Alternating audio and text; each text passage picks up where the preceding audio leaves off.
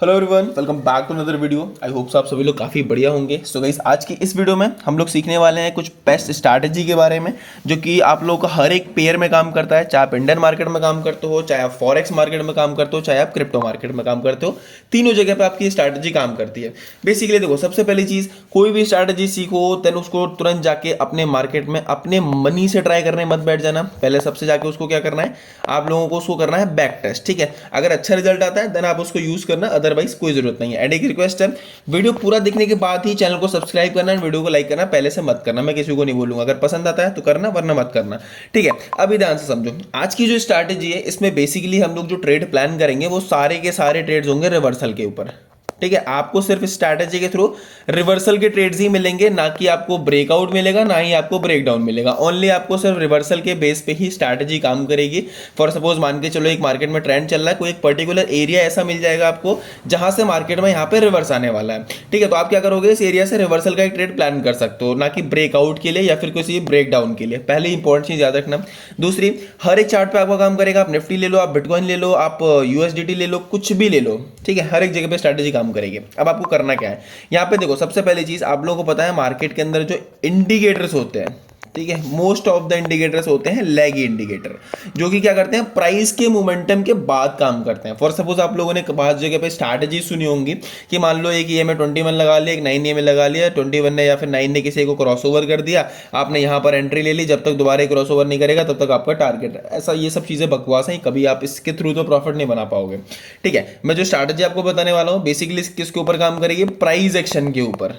ठीक है, price action के ऊपर ये काम करेगी। यहाँ पर हम लोग दो इंडिकेटर्स का यूज करेंगे, बट दोनों इंडिकेटर डिपेंड करते हैं प्राइस एक्शन के ऊपर। आपको वैसा कुछ भी यहाँ पर नहीं मिलने वाला है। ठीक है, अब यहाँ पे एक इंपॉर्टेंट चीज और है आप सभी के लिए। देखो, कोई भी स्ट्रैटेजी सिखा रहा हूँ आपको, कुछ भी सिखा रहा हूँ, सबसे पहली इंपॉर्टेंट चीज है आपका मैनेजमेंट। अगर आप मैनेजमेंट के साथ काम करोगे इसमें, तभी आप यहाँ पे इसको अच्छे से आइडेंटिफाई करोगे, अच्छे से ग्रैप कर पाओगे। ठीक है, अब इस स्ट्रैटेजी के बारे में समझते हैं कैसे क्या रहेगा। देखो, सबसे पहली चीज, आपको अपने जो चार्ट है उस पर एक इंडिकेटर को यूज करना है, दैट इज फिबोनाची। आप लोगों को पता है, यहाँ से आपको सिलेक्ट करना है फेवरेट रिट्रेसमेंट टूल को।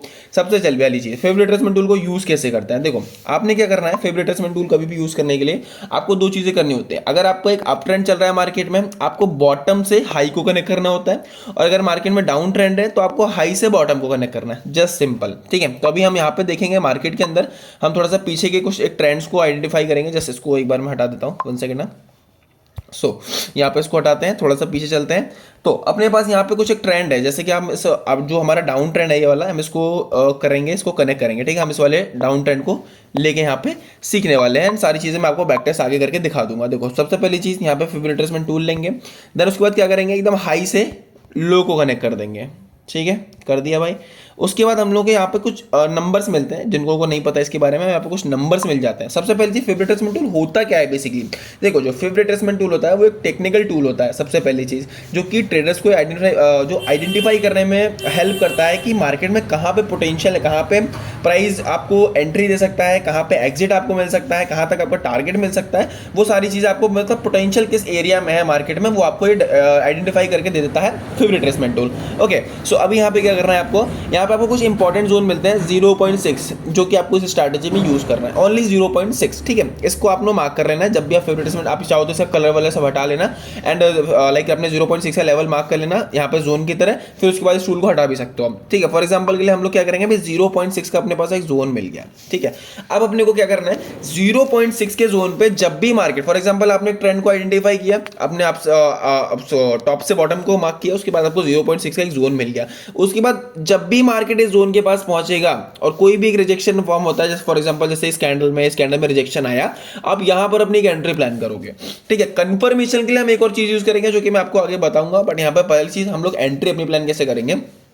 जैसे ही कोई रिजेक्शन आता है, या फिर फॉर सपोज मान लो इसके पास प्राइस पहुंचे, थोड़ा कंसोलिडेट कर गया 2 से 4 कैंडल, आपको जोन मार्क कर लेना है।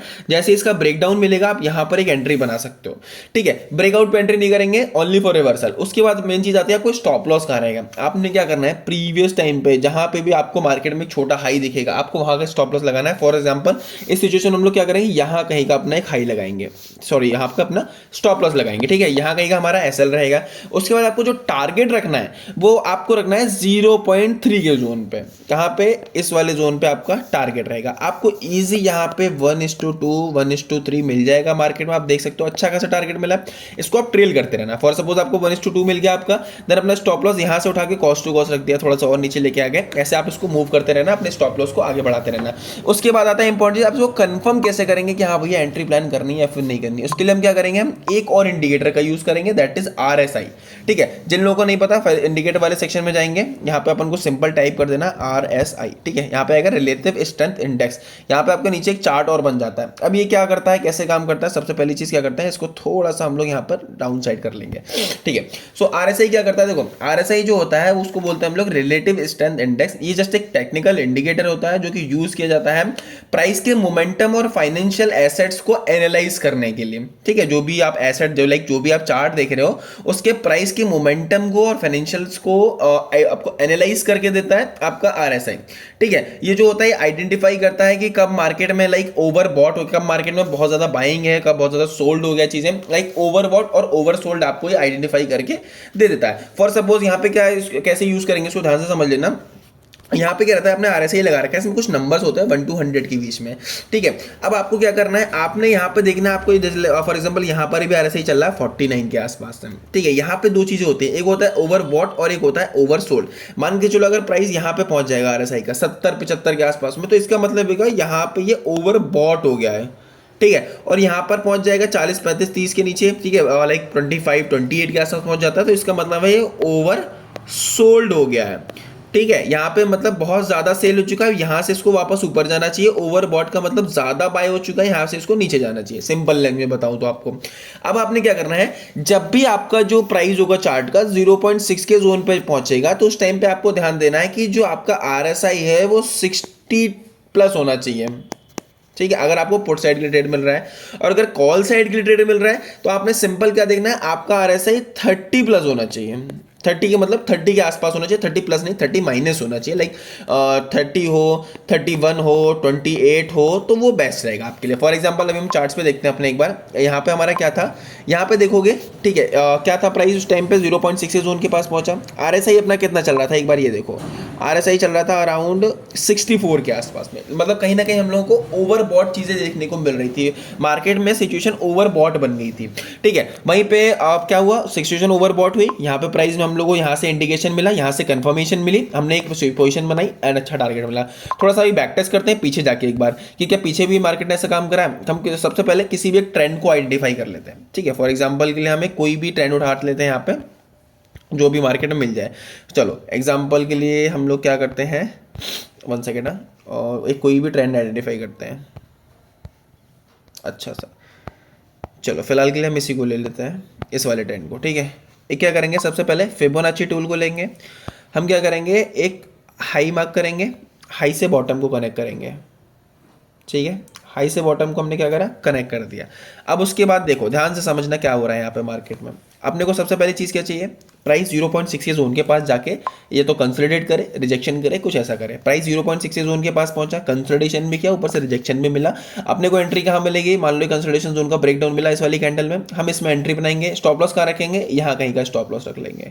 ठीक है, ये आपका स्टॉप लॉस आ गया। टारगेट अपना 0.3 का जोन का पहला रखेंगे, उसके बाद अपना इसको नीचे लेके जाएंगे। अब यहाँ पे देखना यह है कि क्या यहाँ पर RSI ओवरबॉट है, 65 के आसपास में है, 60 प्लस है या फिर नहीं है। देखो कितना चल रहा है RSI, इट्स अराउंड 65.16, मतलब कहीं ना कहीं RSI यहाँ पे क्या है, ओवरबॉट है, ओवरबॉट है। तो मतलब हम लोग क्या करेंगे, यहाँ पर हम अपनी एक एंट्री बना सकते हैं।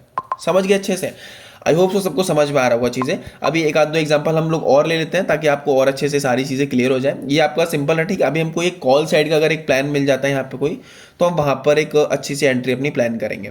ठीक है, फॉर एग्जाम्पल के लिए मान लो क्या करेंगे, हम लोग एक और फिबोनाची टूल को लेके आते हैं। ठीक है, फेवरेट रिट्रेसमेंट टूल को हम लोग क्या करते हैं, देखो यहाँ पर हमने को एक ट्रेंड मिला हुआ है। फॉर सपोज हमने क्या करा, इस बॉटम से हमने टॉप को कनेक्ट कर दिया। ठीक है, टॉप को कनेक्ट कर दिया। अब उसके बाद देखो 0.6 का जोन कहाँ पे अपना, देख लो एक बार, ध्यान से समझ लेना सब लोग। ठीक है, 0.6 का जोन कहाँ है, ये रहा भैया, 0.6 के जोन के पास प्राइस आया, रिजेक्शन कैंडल फॉर्म किया, देन उसके बाद आपकी एंट्री कहाँ, यहाँ कहीं पे आपकी एंट्री बन जाएगी, लाइक कैंडल क्लोजिंग के बाद में। स्टॉप लॉस आप कहाँ रखोगे, यहाँ कहीं का आपका स्टॉप लॉस आ जाएगा। टारगेट आपका पहला आ गया ये वाला जोन, ठीक है। देन उसके बाद क्या करेंगे, और ऊपर ट्रेल करते रहेंगे। सेकंड चीज़, अब अपने को देखना है आरएसआई भाई कहाँ पे है। देखो यहाँ वहीं पे हम आरएसआई देखेंगे, हमारा आरएसआई अब जो ओवर सोल्ड होना चाहिए, ओवर बॉट नहीं होना चाहिए, ठीक है। चलो यहाँ इस वाली कैंडल के आसपास में देखते हैं आरएसआई कितना चल रहा था। फॉर सपोज अब देखो यहाँ पे ध्यान से समझो, आरएसआई चल रहा है 44 के आसपास में।